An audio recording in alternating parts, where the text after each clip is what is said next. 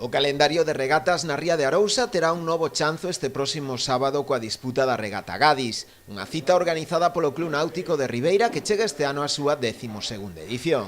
A proba reunirá ao redor dunhas 20 embarcacións pertencentes a distintos clubs náuticos da zona. Os grupos en competición serán, como de costume, regata, cruceiro regata e cruceiro.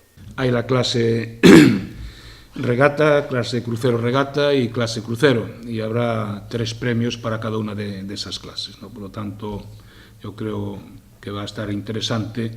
Esperamos reunir, en este momento hai 12 inscritos, pero bueno, tamén pasaba lo mismo que outra regata destes días, e esperamos reunir 18-20 barcos. 18-20 barcos que yo creo que está bien. A organización ten contemplado para ese día ata un total de 9 percorridos, do que sairá un, en función das condicións meteorolóxicas previstas. Tenemos unos 9 recorridos, hemos elegido 9 recorridos por el interior de la ría. En principio los recorridos más largos serán hacia el interior, con una boya cerca de Villa García. Los iremos recortando en función, lo decidiremos el propio día, en función de los vientos. Tenemos otro hasta Moscardiño.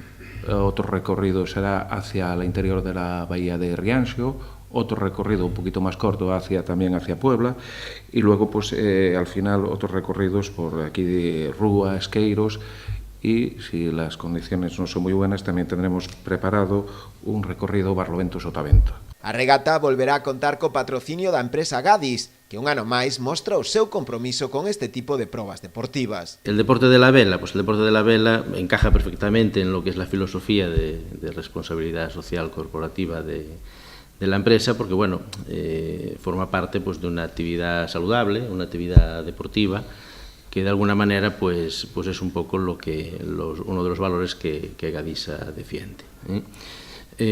Nos gusta apoyar pues tanto el deporte de base como grandes eventos, y dada nuestra presencia pues tanto en Ribeira como en la zona de la Arbanza, creemos que participar en un evento de estas características, bueno, pues que es importante.